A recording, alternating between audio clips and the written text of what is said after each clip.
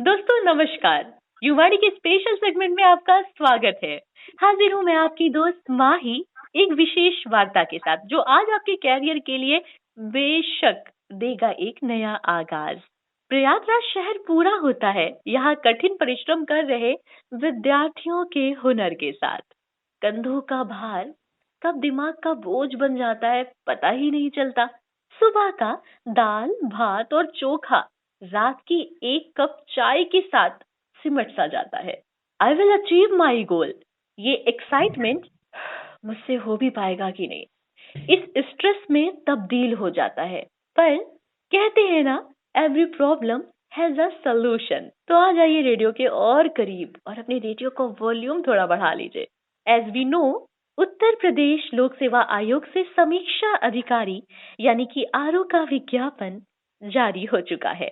इस परीक्षा का विस्तृत विज्ञापन 9/10/2023 यानी कि कल से यूपीपीएससी की वेबसाइट पर भी उपलब्ध हो चुका है, जिसमें ऑनलाइन आवेदन करने की प्रक्रिया शुरू हो चुकी है।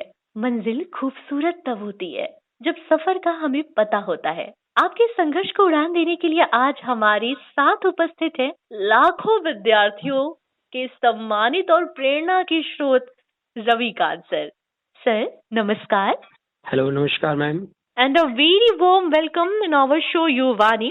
सर आप आज हमारे साथ जुड़ गए, ये हमारे लिए बहुत ही खुशी की बात है। मेरे लिए भी बहुत खुशी की बात है मैम कि आपने मुझे यह अवसर दिया कि मैं आपके चैनल से जुड़े हुए आपके जो लिसनर्स हैं उनको आरओ से संबंधित महत्वपूर्ण जानकारी दे सकूं, जिससे कि उनका भविष्य और सुनहरा हो सके। बिल्कुल सर। और sir as usual we know कि जब भी हम किसी चीज की शुरुआत करते हैं, किसी भी काम की शुरुआत करते हैं, तो उसके लिए एक हम अच्छी सी योजना बनाते हैं। सही बात है मैम। मैम, किसी भी कार्य को पूरा करने के लिए उससे पहले हम एक अच्छी स्ट्रेटेजी का होना बहुत जरूरी है। चाहे वो एग्जाम हो, अगर हमारे पास एक बहुत अच्छी स्ट्रेटेजी होगी तभी हम उस काम को एक लिमिटेड टाइम में अच्छी तरीके से कर पाएंगे। यही चीज जो है लागू होती है हमारे आरओ के एग्जाम में। केवल आरओ के एग्जाम में नहीं, और भी जितने भी एग्जाम है, जितनी भी परीक्षाएं होती हैं, सब में ये प्रक्रिया लागू होती है। और सर आज मेरे पास आपके लिए कुछ प्रश्न भी हैं ताकि आप उन प्रश्नों का साझा इस प्रकार से कर दें कि हमारे जो भी लिसनर्स हैं और जो भी कम्पिटिटर्स हैं उन सभी को एक अच्छी आपसे मदद मिल जाए। यस मैम, बिल्कुल मैम। तो सर मेरा पहला आपसे सवाल ये है कि आरओ का एग्जाम क्रैक करने के लिए हमारी प्राथमिक पहल क्या होनी चाहिए? मैम, जहाँ तक प्राथमिक पहल की बात है तो आरओ का एग्जाम हो, कोई भी एग्जाम हो, सबसे पहले हमारी प्राथमिक पहल ये होनी चाहिए कि उस एग्जाम का सिलेबस क्या है। उस एग्जाम के सिलेबस को हम अच्छे तरह से देखें, समझें कि इस सिलेबस में कौन से ऐसे टॉपिक्स हैं जिनको हम बहुत अच्छे से कर सकते हैं और कौन से ऐसे टॉपिक्स हैं जिन पर हमारी पकड़ अच्छी नहीं है। अब यहाँ पर जो है हम स्टूडेंट को दो वर्गों में डिवाइड करके देख सकते हैं। एक वर्ग तो स्टूडेंट का वो होगा जिन्होंने इस एग्जाम को पहले भी दिया होगा या दूसरे एग्जाम भी और देते आ रहे होंगे, तो वो लोग सिलेबस को भी अच्छे तरह से जानते होंगे और उन्होंने एग्जाम दिया होगा तो एग्जाम के रिजल्ट के बाद वो समझ पाए होंगे कि कौन से ऐसे विषय रहे हैं जहां पर उनमें कमियां रही हैं, तो मैं वहां पर जो लोगों को सुधार की आवश्यकता होगी। अब कुछ स्टूडेंट ऐसे होंगे जो बिल्कुल न्यू है, जो पहली बार एग्जाम देंगे, तो उनको इसका सिलेबस अच्छे से पता होना चाहिए और उस सिलेबस को पूरा करने के लिए किन किन बुक्स की जरूरत होगी, कौन कौन से सोर्स की जरूरत होगी, फिर उस पर काम करने की आवश्यकता होती है। मतलब मैं यहाँ पर एक संक्षेप में एक लाइन कहूँ, सिलेबस के साथ में एक अच्छी स्ट्रेटेजी बनाने की आवश्यकता, पहले जो कदम है वो यही है। Thank you sir. और सर इसी के साथ ही मेरा आपसे दूसरा प्रश्न ये है कि जब एग्जाम सर जब तक हो नहीं जाता ना, तब तक कुछ विद्यार्थी ऐसे भी होते हैं जो कोर्स में और किताबों में उलझे होते हैं। उन्हें लगता है कि अभी ये मैटर बचा है, हम ये यहाँ से कवर कर लें या ये चीज हम यहाँ से और बेहतर कर सकते हैं। तो सर सिलेबस को तो हमने अगर कवर करना है तो हमने एक टाइम डिसाइड कर लिया कि हम यहाँ तक कर लेंगे, लेकिन उस समय का चुनाव कैसा होना चाहिए? मैम, ये बात सही है आपकी। एक तो आपका ये प्रश्न है कि कौन सी किताबों का चुनाव करें और टाइम मैनेजमेंट कैसे करें। आजकल मार्केट में इतनी सारी बुक्स अवेलेबल हैं कि जो स्टूडेंट है वो उलझन में भरा रहता है कि मैं कौन सी किताब पढूं, कौन सी किताब नहीं पढूं। इसी उलझन में क्या होता है, कुछ वो ऐसी किताबें भी खरीद लेते हैं जो सफलता तो छोड़ो उन्हें असफलता की ओर ले जाती है। तो जैसे कि हमारे सिलेबस में बहुत सारे सब्जेक्ट हैं, विषय हैं, जैसे कि इतिहास है, भूगोल है, विज्ञान है और अर्थव्यवस्था है, या फिर यूपी स्पेशल का पोर्शन आता है। ठीक है, तो उनके लिए हमें कौन कौन सी बुक्स पढ़नी है, अगर आप कहें तो मैं डिटेल में एक दो बुक्स के नाम बता सकता हूँ। बिल्कुल सर, तो है ना मैम। तो जैसे कि मैम सबसे ज्यादा इम्पोर्टेंट चीज ये है, हमें इस चीज पर ध्यान देने की आवश्यकता है कि पिछले सालों के जो पेपर्स समीक्षा अधिकारी के हुए हैं उनको हम देखें, उनको पढ़ें। उनको पढ़ने के बाद में हमें एक चीज पता चलेगी कि कुछ विषय ऐसे हैं जो अपने आप में बहुत महत्वपूर्ण हैं और उनको किया भी बहुत आसानी से जा सकता है। कुछ विषय ऐसे हैं जो अपने आप में बहुत ज्यादा लेंदी हैं, जैसे कि इतिहास है।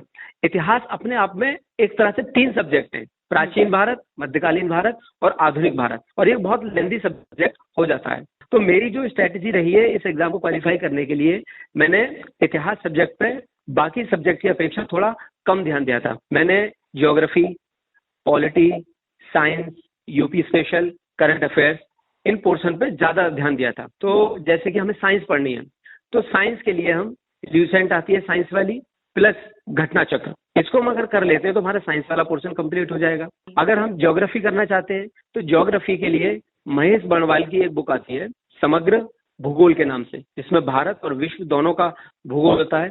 उस बुक को हम पढ़ लें।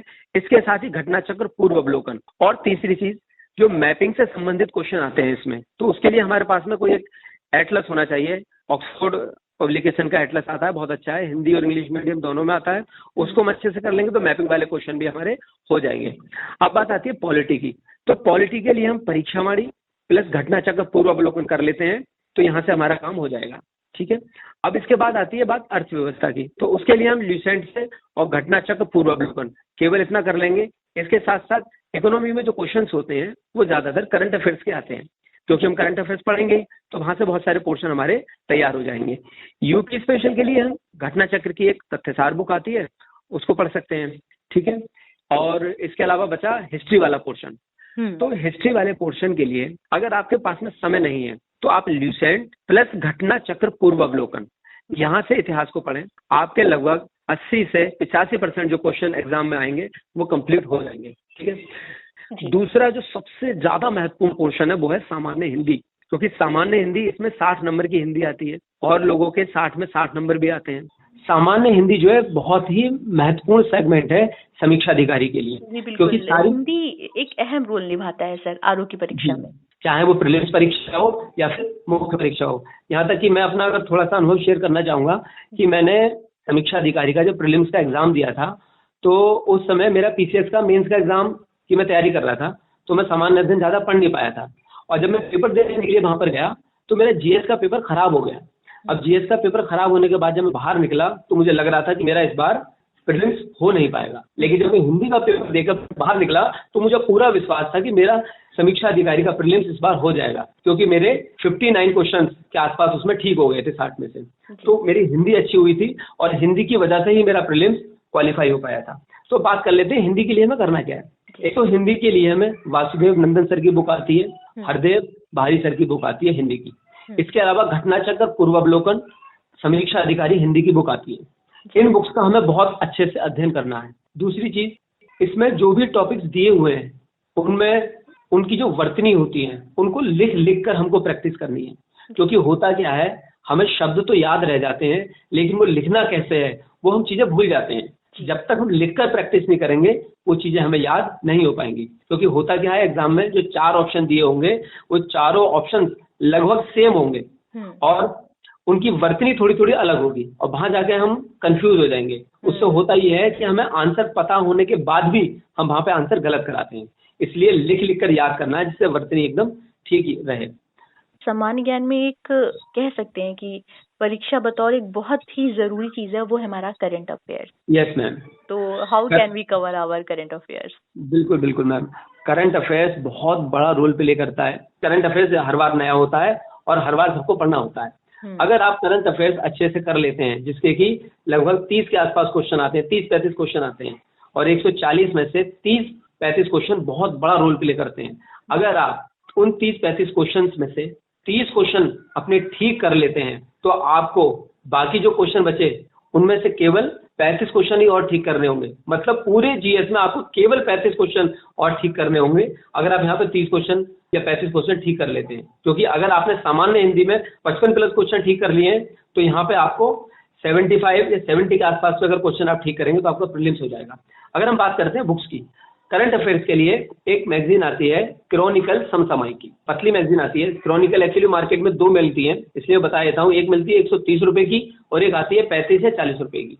तो जो 35 से 40 रुपए वाली आती है वो आपको खरीदनी है, वो मंथली पढ़नी है। उसके बाद एग्जाम के समय आती है घटनासार मैगजीन, जिसमें पिछले 7-8 महीने का करंट अफेयर्स दिया होता है, उसको आपको अच्छे से पढ़ लेना है। करंट अफेयर्स हमें जिस समय एग्जाम होने वाला है उससे पिछले 8 से 10 महीने का करंट अफेयर्स हमें अच्छे से तैयार कर लेना है। सर, आपने तमाम बातें बताई और मुझे ऐसा लगता है कि हमारे लिसनर्स के मन में जो बहुत सारी कंफ्यूजन्स होंगे, जो मन में बहुत सारे सवाल होंगे कि अभी मैं कैसे करूं, अभी तो मैंने शुरुआत की है, तो उन्हें आज एक अच्छा रास्ता मिल गया होगा।